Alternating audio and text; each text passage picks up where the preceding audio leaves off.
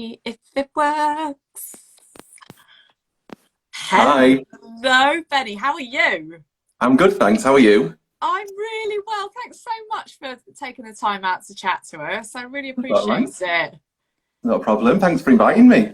Oh, absolutely. We started doing this more and more on the C list because how it all came about was I went through breast cancer and I set up an account called the Titty Gritty where I talk all things boobs all the time. And then I wanted to branch it out so it's to learn about more cancers and to sort of try and connect. Because I always found when I was going through my treatment, if I saw other people's stories online, it kind of helped me get through mine.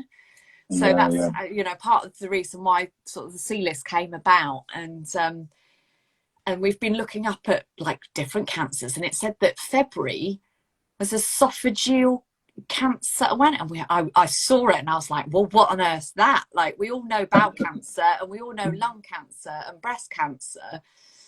And I remember learning what the esophagus was at school. So I figured it was something to do with it's the pipe, it's the tube, isn't it? From Yeah, yeah. takes your food pipe, isn't it? Your food Yes. tube. Yeah, it connects your mouth to your stomach, basically. Yeah. So that's what. So then we sort of had a really good hunt around, and we came across you, Benny, and we have something in common in that. Am I right in saying that you were diagnosed just before your 40th? It was 2 days after my 40th. Right.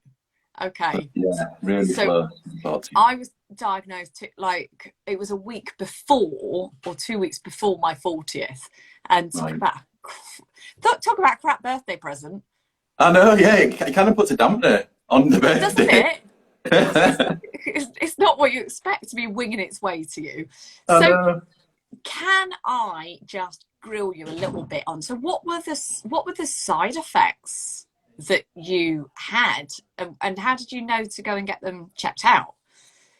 So, I guess the symptoms that I was experiencing, the main thing was I just had a lot of difficulty swallowing food and it was getting worse and worse. Mm, So it was like, if you take a big bite out of like a big dry baguette and it just takes ages to go down and you're yeah, swallowing water to go down.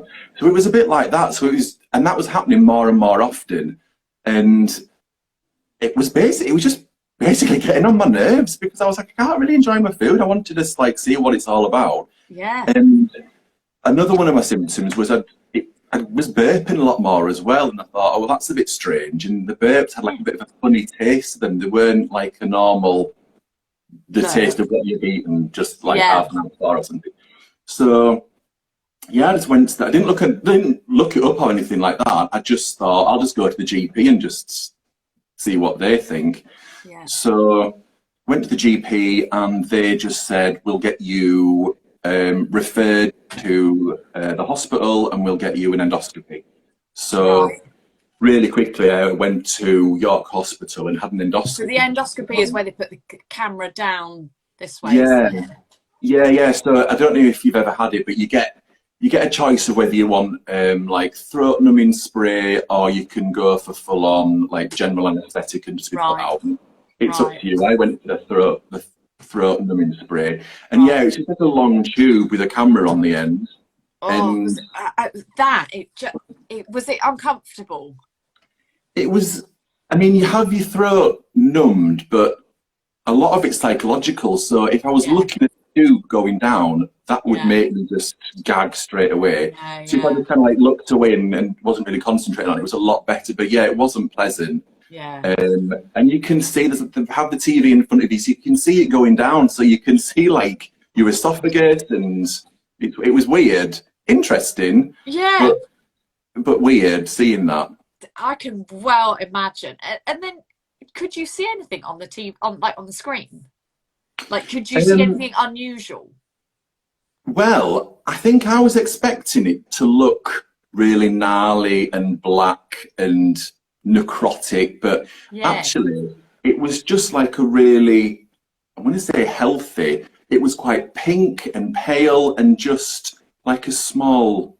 well, it looked small to me, like a small lump, really. And And you saw that, you could see that on the afterwards, they'd on the taken like a monitor. freeze frame of it, so they showed me afterwards. Right. And it wasn't what I expected at all. I thought it would just, like I said, just look, I don't know, not very nice, really. Yeah. But yes, and then they told me there and then, while I was on the table with the doctor and the nurse was there stroking my hair and saying, "Don't worry, you're doing all right." And she was holding my hand, and I was like trying to get this camera down. Yeah. And yeah, the doctor just said, "We've taken some biopsies. You need to wait for the results to come back Right. for the full diagnosis, but I'm 99.9% sure you've got cancer." So I was a bit Wow. like, I can't even remember I can't remember what I was thinking. It wasn't at first. It wasn't like slap in the face. I was just a bit Yeah. like, all right, okay. Thinking it's so common. There's so many treatments out Yeah. there. I'll Yeah. just crack on. I'll just get it sorted and I'll just crack on. And in yourself, you generally felt quite well, I still presumably, do. You know, I feel apart from very the well, and I swallowing. was yeah, it was just the swallowing. I felt very, very well. And like I say, I still do feel very well. I still feel very healthy. Just, I know I have this cancer. I know that I'm unwell because the doctors tell me that I'm unwell, but I don't feel like an unwell person. Apart from when I'm going to my chemo, obviously the chemo's not very nice, but apart from that. Yeah. So, so how long ago was this then that you had your diagnosis? How long have you had it? So that was the 21st of November 2019. That's Right. when my endoscopy was. Um, and at the time, I was told it was stage 3 and they were going to cure it completely with surgery and Mm. get it. They put me on some chemotherapy to shrink it down, which is a common thing to do so that they've got less to take away. Mm.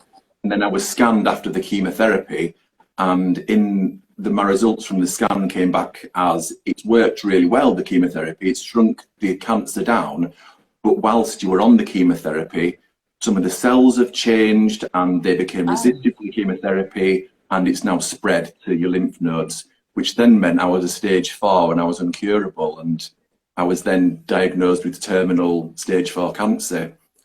So that was the March in 2020. Wow. So, It went from curable really quickly to, and again, I'm a very positive person, so I was like, yeah. we'll just get it sorted, it'll be fine, we'll get it sorted. And then it just went from non-curable. Yeah. You've now got terminal cancer. So And that does was a big this, shock. so if it's gone to your lymph nodes, that's why it's classed as terminal because they can't treat the lymph nodes. So is it a case of they're having to constantly sort of scan you to see where if any tumors are going to develop anywhere else, or Yeah. is So that I the was then deal? put on, yeah, I was then put on, it's called palliative chemotherapy. Yeah. It's different to palliative care because palliative Yeah. care is at the end of life, but palliative chemotherapy is we'll just keep giving you chemo. It will stop working at some point because your body fights it, builds up a resistance to it, Yeah. as your body is supposed to do with Yeah. unknown things in the body. So the chemo will only last for a certain amount of time. And the aim of that is to keep it as small as possible and to stop it from spreading as much as possible. Mm. So it's done a really good job so far. So it's in my lymph nodes, it's in a number of lymph nodes. It's also in my bones as well. So I've got cancer in one of my ribs. But apart from that, it hasn't gone anywhere else. So when they told me it was terminal in March 2020, I wanted to know how long I got left because I thought, have I got years? Have I got months? Months, is it? I need Yeah. to know because Decades. Yeah. yeah, I need I need to get stuff sorted. You think about your will and things like that, Yeah. and people. So in March 2020, they said I'd basically got a year to live. So I What? was working up to March 2021, and everyone was thinking, what's going to happen? Still feeling really well, still Wow. thinking, I don't feel like I'm going to be dead in 3 months, but this is what I've been told. And obviously, it's just an estimate. And March 2021 came and went, and we're heading towards March 2022 now. 22. Yeah. Um, Wow.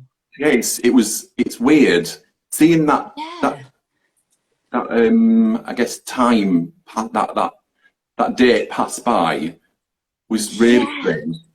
It was weird. How do you cope with that mentally?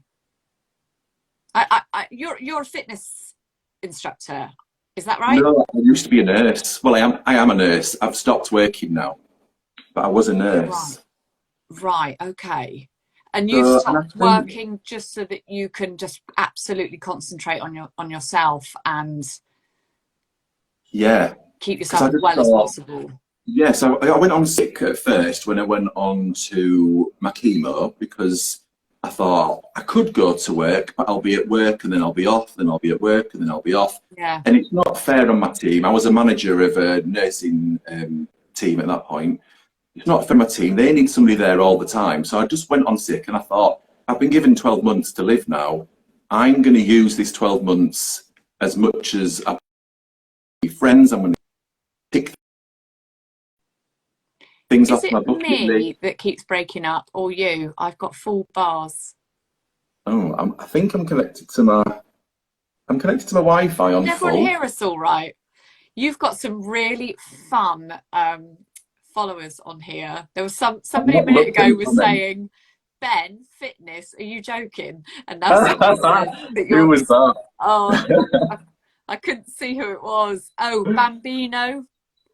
Oh, that being a Ben, Benny boy. Yeah, yeah. I'll have words later. So what sort of nursing did you do then? So I was a mental health nurse. So I qualified Really? in 2003, Yeah. worked with older people for about 3 years, then worked in forensic nursing for about 13, 14 years, managed a low secure female unit for forensic patients for about 4 years. What And then what the does last year, forensic what does forensic patient so it mean? means they basically come through the prison service or the justice system. So basically, they will have either committed a crime when they've been mentally unwell and are Right, sometimes they can be treated in prison. Sometimes if it's right. too severe, they need to go to a secure hospital, or they're in the prison system and they have they've like got a mental illness whilst they've been in that prison system. So they come to us if so we Wow. were low secure. I loved it was my best job. I loved it. There's also obviously like medium secure, high secure. And then in the last year of my job, I worked in like gender reassignment. I managed a gender ID service. Wow. So What an yeah, amazing career that you've had doing that, the amount of people. Oh, wow. I I just loved it. It was find all really that, good. yeah, so fascinating. That must have been hard because that's a job. It becomes very much part of you and part of your life. That must have been hard Yeah, to come away from that. that was one of the things I found most difficult. Yeah. Was I felt like when people say to you like tell me about yourself, one of the first things I would say was, well, I'm a nurse. It was like part of my identity. It was part Yeah. of formed my character and my friends around me because most of my friends are in healthcare. Mm, Um, so it was difficult to say I'm no longer going to nurse anymore. yeah. And then pulling your NHS pension, that was really strange. And I was like, I'm 40. Why? I'm getting my pension and I'm 40. This is so bizarre. Yeah. It was weird. But going back to your original question, like, how do you cope with it? It was, I think as a nurse, that really helped because you do give people bad news. All the time. It's not common, but it's not uncommon. So you have this resilience really to because I'm quite an emotional person. I a bit sensitive really, so could cry at the drop of a hat. But when you give news that people are going to find really difficult, you automatically have this mask that you put on really. I feel like I've got that mask on now still. But like I said before, I'm quite positive. So I try and look at all the positives really and think, I've been given a year to live. Some people don't get that. Some people get months. Some people will have So true. heart failure or a stroke or whatever, and just won't get that time to say goodbye to people or do the things they want to do. Even though it's obviously really, really crap getting a diagnosis of terminal cancer, there is a good side to that in that I have been given a bit of a countdown and I am able to see people and stuff. So try and look at the good side of things, really. Yeah, If you of look at course. the bad side, you'll just eat yourself up. Have you met anybody else in the same situation as you with the same cancer? Has that been Yeah. helpful or? Yeah, it was. So when I first was diagnosed, one of the main things I wanted to do was spread awareness, make connections. It was quite difficult to do, really. There's not that many people out there with esophageal cancer that talk about it and want to build connections.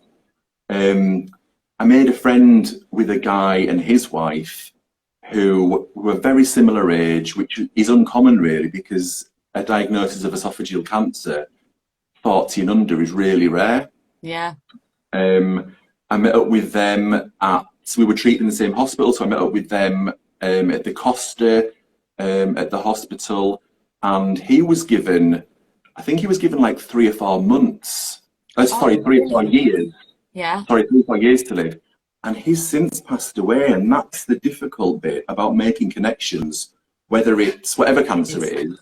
Yeah. You make a lot of friends, but you also lose a lot of people as well, and that's difficult.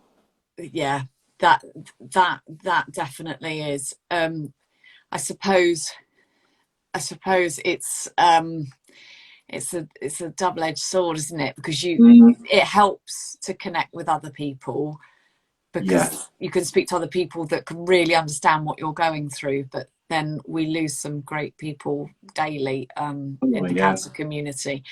Yeah. I noticed that on your Just Give, was it your dog? To let my dog out. I know. Do you know what? I need to do the same. Go on, out you go, dog. She's been scratching at my door, at the door. Go on, you going out? Go. I'm back. Yeah, I've just let my dog out. She was like quietly scratching at the door, bless her. I noticed, so you've got a GoFundMe page, which I'd like to put up on the on the link at the end in case anybody wants to donate, because you are raising money for Macmillan, is that right?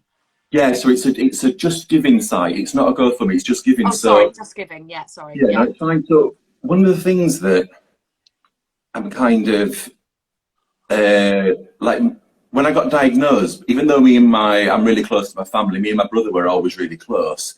We've formed like this bond which wasn't there before. It's really strange, and we decided that we wanted to do things to give back to whoever we thought we could give back to. So we did in February. So a year ago, we raised money for cancer research, and we raised about £22,000. It was that's amazing. No, it absolutely went off the scale. Doing what? Just walking. So it was during lockdown when you could only see your bubble and you could only stay in your local area in February 2021. So we decided we were going to walk the distance of climbing Everest and climbing Mount Fuji. So we did that together. So we just used to meet up because he was my bubble, my family was my bubble. So I just used to meet up on a regular basis and go walking. So in 28 days, we raised like £22,000, and that's without the gift aid as well. So we did that in last February, which was amazing. People were so kind. Yeah. And then in October, November, December, we decided that we wanted to give back to Macmillan because Macmillan have just been absolutely amazing. Have they? Yeah. So we decided we were going to walk 300 miles in 3 months.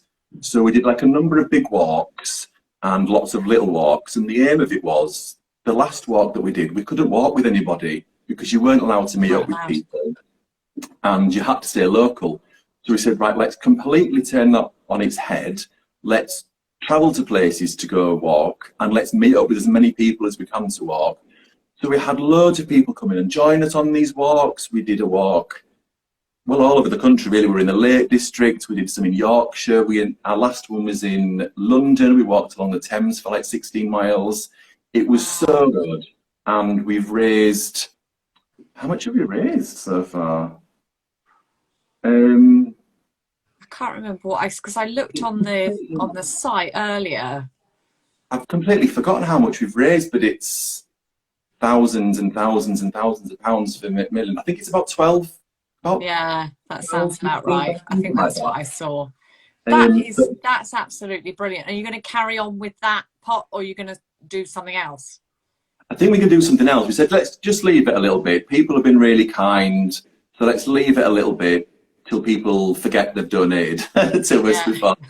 And let's do something different. But we want to do something completely different. So we've obviously done 2 walking challenges. yeah. We thought, I don't know, maybe a cycling challenge, or my brother mentioned swimming the channel. I was like, I don't think so. It's a bit cold to be doing that. Thanks very much. That's a bit. Something, something similar that's going to raise money for more people that Yeah, that helped us and helped me, that we yeah. can give back a little bit, because I felt like you were talking about with my nursing, I've always wanted to help people, always wanted Mm, to not cure, I've not don't want to cure people, always wanted to help.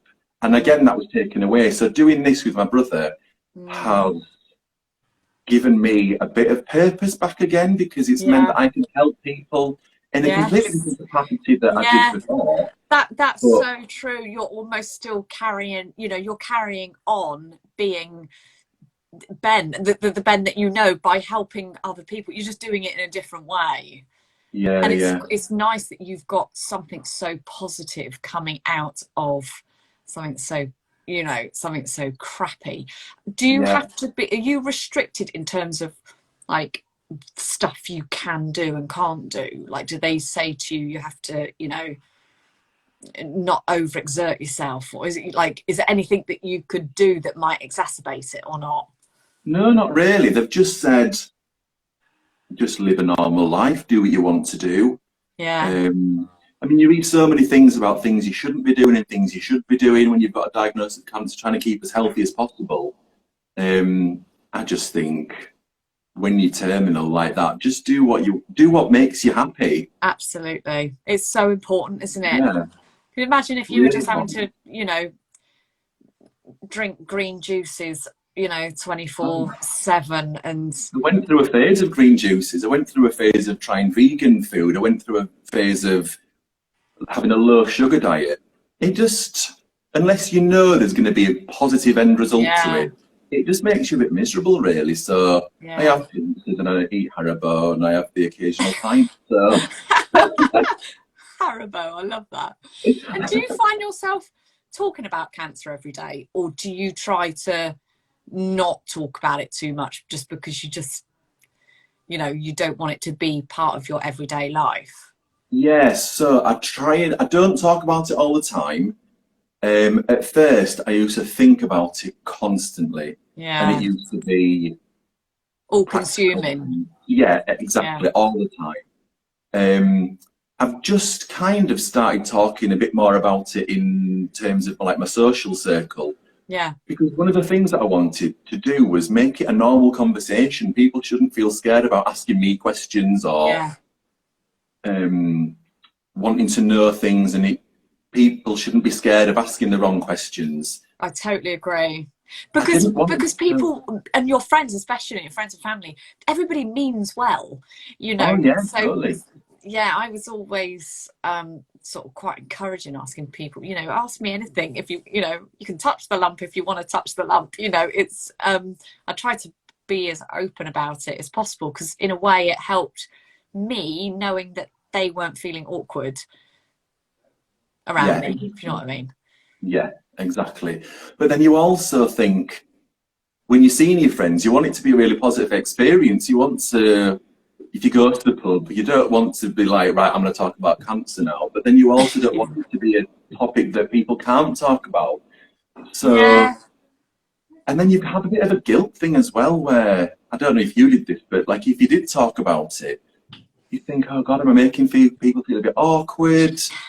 yeah, Like because you don't know the what to last think, thing you want to really. do is sort of create like a a pity party, isn't it? Exactly, yeah. And none of my Yeah, friends would ever think that. And if my friends thought I was holding back from talking about it, they'd go absolutely ballistic and say, get talking about it. We want to know what you're experiencing, what your symptoms are, what your mental health's like. They would Yeah. all say that. But there's things I just think, I just don't want to talk about. I want to be here having a laugh with you. I don't Yeah. necessarily want to, because it's in your head all the time. Yeah. I don't necessarily want to talk about it all the time. Yeah.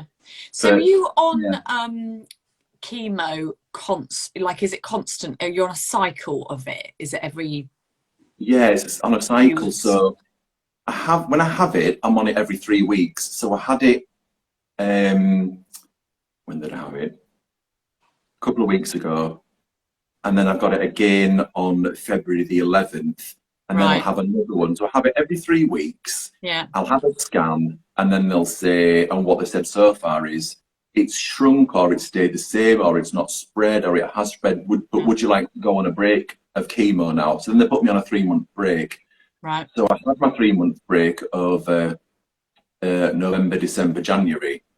Which was really nice because my birthday was in November. Mm-hmm. Obviously, Christmas is December, and there's New Year, and then my immediate family all have birthdays in January. So I was able to spend time with my brother and my mum and my Nice. stepdad during Yeah. January. So that was really nice to So have that break. when you're on it, is it an infusion or is it are they tablets?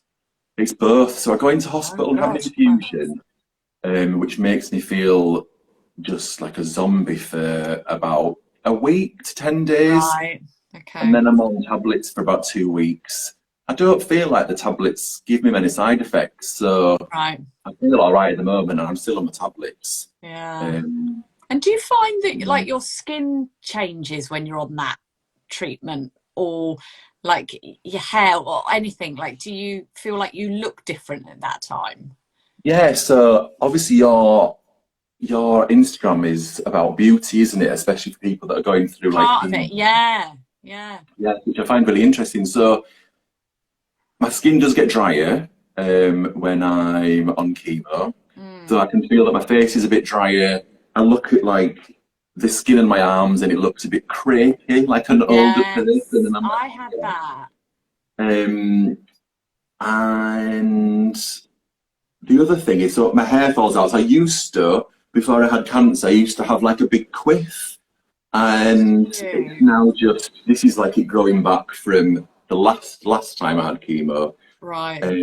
So the other thing that I find really bad as a male, I don't know if females have it as well, but because it softens your hairs, when my stubble and my beard grows back, it almost doesn't have the strength to come through. So I get a lot of spots and a lot of ingrowing hairs in my face. That's Well, a another lot. thing I I find mean, really I definitely got difficult. lots of spots. I didn't get ingrowing hairs on my face. Thank goodness I didn't grow a beard.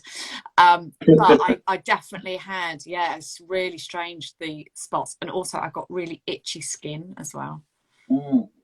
I never So, had the itchy skin. I had radiotherapy and they said that I would get like sore skin, like really sensitive. It would be reddened. It might break mhm. down a little bit. So get some really like mild moisturizer. But I never had that from Oh, that's the interesting. Where Tom radiotherapy. went has said, and that beard pencil, don't forget that. A beard Oh yeah. pencil. So Did you I colour it in? no. So when so I so recently I tried out a little tash thing going on. It Yeah, was a bit Tom Sellecky yeah, slash love it. Henry Cavill situation, and I had like a really thin bit, so I went out and I bought an eyebrow pencil in like the makeup section in Boots. Boots, and I was there like testing them out, trying to like because my facial hair is like quite ginger, so I was like testing them out to see which. So I was like filling that bit in to make sure. Oh, you're a bug. I love that your mates just, oh, that is so funny. That mug. That is brilliant. I know this is the good Oh, thing about my friends, I think, and this is my sense of humour as well. We can quite easily take the mickey out of each other about really dark oh, humour situations, and me it too. makes me feel better because I don't want things like cancer to be off limits. Yeah, It's all tongue in cheek, it's all a bit nudge nudge. It's not everyone's cup of tea, but my I friends can know. take the mickey and tell me that I'm filling my beard and my moustache and whatnot with eyebrows, and that's fine, I don't mind. I, I remember me and my brother had to go where did we have to go? We had to take a flight somewhere when I was on treatment, and and it was with EasyJet, and so and you don't have seats necessarily together because you just turn and they give you whatever it is. And he was like, "Can you play the cancer card so we can get speedy boards?" Speedy boarding. He was like, push your thing back a little bit so they can see that you got bulb patches. Anyway, unfortunately, we did play the cancer card, and we did get we did get seats together. We just thought it was hilarious at the time. I think you have to get as many positives you can from a really negative situation. I remember when I was first diagnosed and I lost all my hair, I lost all my beard. Yeah. I was like a dolphin. I just had like no hair at all anywhere. And I met up with a friend in town and we went into Kiehl's. I was like, right, I'm gonna get some nice stuff for my face. I'm gonna get some nice moisturizer. Yeah. And my friend said, "You're gonna play the cancer card?" And I was like, I'm not. It was like when I was first diagnosed, I can't do that.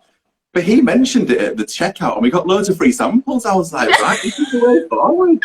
Got like some face serum, some under eye cream. I was like, the way, what to do. Every cloud, eh? Yeah, well, exactly. Yeah, when you're going through such a horrendous thing, you have to pull on the positives. I've got a disabled parking badge. It's the best thing I've ever had. My friend Hannah's got one. So good. I applied for one and I couldn't get one, but that is dreamy. So when you go to the cinema now, you can get a spot really close to the door. No one scratches your car when they open their door. It's amazing.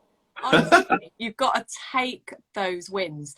The other thing I want to say was just like really thank you for spreading awareness, because I did quite a lot on social in the cancer community. I've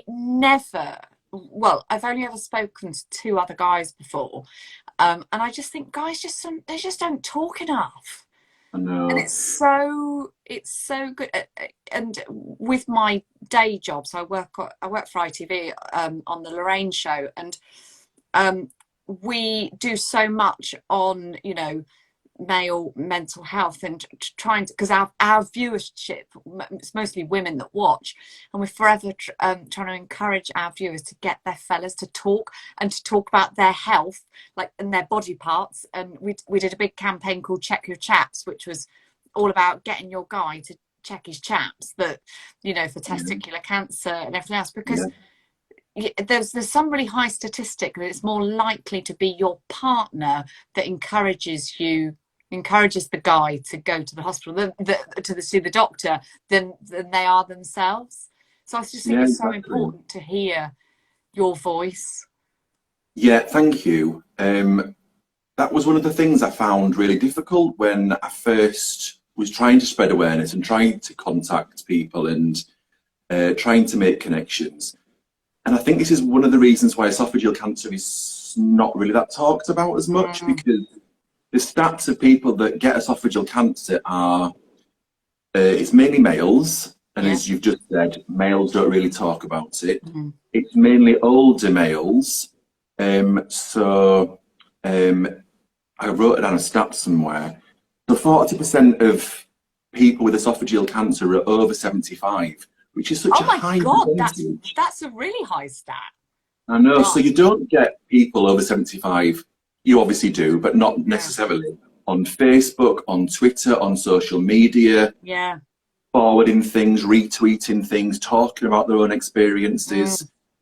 Another thing is that because esophageal cancer is classed as one of the least curable, not the least curable, but it's in that category of the least curable cancers. Right.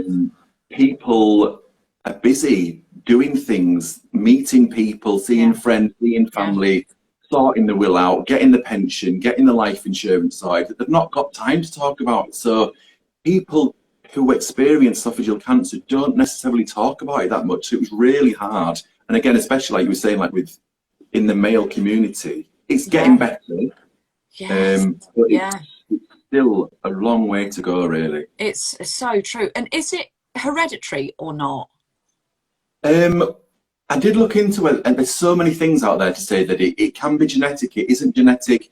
I'm not really too sure, to be honest. Like I said to you before, I've got a younger brother, and one of the causes of esophageal cancer is acid reflux, and he gets acid reflux quite a lot. So Wow. he checked out. So he got an endoscopy as well. It Right. came back negative, thank God. But Right. we thought if there's a chance that it might be genetic and it is hereditary, let's get Get it that checked out. checked out as So well. is that a symptom of esophageal cancer? The reflux. I think it's a bit of both. So Yeah. it's definitely one of the precursors to getting reflux, so to getting esophageal cancer. So over time, the acid burns away at the Yeah. esophagus and causes scar tissue, and then Right. causes the cells to change, which then can become cancerous. I Wow. didn't have Okay. acid reflux, but then since I've been diagnosed, I Mhm. now do have acid reflux. Um, Right. I guess it's when I've looked over it, like the stats of what can cause esophageal cancer, it's the same as most things. It's age, unhealthy lifestyle, being overweight, if you smoke, if you um, drink a lot of alcohol. The Mm. only thing, it was really weird. The only thing, and the other thing is hot drinks as well. If you drink really hot drinks, that can obviously cause Create the injury to your scar esophagus as tissue. Yeah. well. Yeah. Yeah, so God, I I didn't know didn't that. tick any of the boxes apart from the fact that I was male. So I wasn't overweight, I had a Yeah. healthy lifestyle, I wasn't a smoker, I drank, but not massively, massively drunk. Yeah. And I like hot drinks, but I always wait for them to cool. I don't like, I drink cold coffee and cold tea, and people are like, what are you doing? I'm like, I quite like it cold. I don't like it hot drink. I didn't tick any of the boxes, so it felt really a bit not unfair, but I was just a bit like, how has this happened? I don't have acid Yeah. reflux. Yeah. How has this got me? It was whatever. I've stopped thinking about it. There's no Came point putting came thought completely into it. out of the blue. Somebody's Yeah. just asked, actually, they said that her friend has just been diagnosed with the same thing today. Oh What no. it would be your advice be? Oh yeah, Mrs. VT81. Hey, my friend has just been diagnosed with this today. Is there any advice or help I can give to them? Is there an esophageal organisation, a charity, or anywhere they can? So I've personally found that Macmillan are really helpful. Right. Um, and there is an esophageal, I can't think of what it's called. It's something like the Esophageal Patient Society, OPA. I think it's something like that. Okay. If you go onto Facebook, there are esophageal groups on Facebook which are full of either people suffering from esophageal cancer or carers and friends of people suffering from esophageal Right. cancer. That's always a good resource. Um, I don't think there's anything necessarily that you can do as a friend or a family member that's specific to esophageal cancer, apart from just be there and listen and cry with people and Mm. let people express their emotions. It's the same with all cancers, really. Um, I mean, there are websites that say, like, try like a low sugar diet or try knocking some carbs out of your diet because carbs obviously turn to sugar in your system. There are things that say cancer doesn't necessarily feed Yeah. on sugar, so don't do that. Right. It's just, I think, just be a shoulder and just be a friend and just be a family member. Yeah. So there's nothing Is specific. Really. and then my last question to you, because something people ask me all the time, is what do I get somebody? What do I give to somebody who's just had a diagnosis? For a guy, what is a good gift to get a guy who is going through a really shitty time like this? Like, is it a bunch of flowers? Is it? I'm sure you're not a very materialistic, that you're not obsessed about that sort of thing. But would there be something that that you would advise on that? I think Or has it's somebody ever given something to you that you were like, oh my God, that's a really good gift? so I've got quite a few friends that have given me things like, and it's things that if you went through chemo when you had breast cancer, things that you would associate with that. So like a nice pair of fluffy socks, Yeah. some nice hand cream. I Yeah. like stuff like that. Yeah, Hot me water too. bottle. Yeah. Um, things that aren't going to irritate your skin, so some Yeah. nice mild like bubble bath or something like that. I've Hmm. got a friend that for Christmas gave me like puzzle books and stuff to take in to Yeah. hospital when you're doing chemo. Yeah. I guess it's no other person that has just been diagnosed. If they like books, get them a book. If they Yeah. like, for me, the best thing that I could possibly be doing with people is experiences, going to Yes. Costa, going to the Yeah. shop, Yeah. going to the theatre with my mum. I've just done that and it was amazing. Oh, So just lovely. things like that. And it's, you're not only creating memories for yourself, you are creating memories for the people that you love and that love you. And that's, to me, that's the best thing that you can That's do. that is the most important thing, isn't it? Yeah, Yeah. absolutely. And It's even if it is a bunch of flowers, that even if they don't like flowers, they know that you are you've been thinking about thinking them. of them. Yeah, Yeah, yeah. totally. So actually, you've reassured me because it's the same for girls as it is for guys. We all like, very similar Absolutely. things, don't we? Well, I think so anyway. Yeah, but Ben, thank you so much for your time. I won't take up any more of it. But thank you so much for yeah, talking to me about your experiences today. And if anybody wants to follow Benny, it's Benny G underscore 500.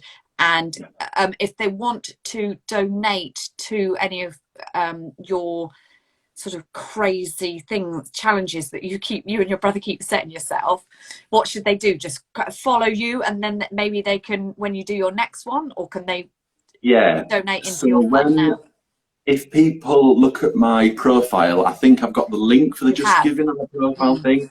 And if it, I'm sure it's there, but if it's not, you can Google Just Giving Team Green Machine. Yeah, it is So there. I've seen it. yeah, It's on your profile thing. You just click on that. It takes you through to the Just Giving thing yeah. from Macmillan. Thank you so much, and I No, look forward fine. Thank you to so much for inviting me. yeah, and I look forward to seeing what you do next. Watch Yeah, this thank space, you. hey? Yeah, definitely. And thanks for just getting people talking about esophageal Yeah, cancer and so just important. cancer in general. Yeah, So yeah, thank you for yeah. getting this up in light. Thank you. Oh, all the No best. worries. Have a lovely evening. Yeah, Thanks yeah, everybody you for too, Helen. joining Thank us. you. All right, Thanks. take care. Bye. Bye. Bye.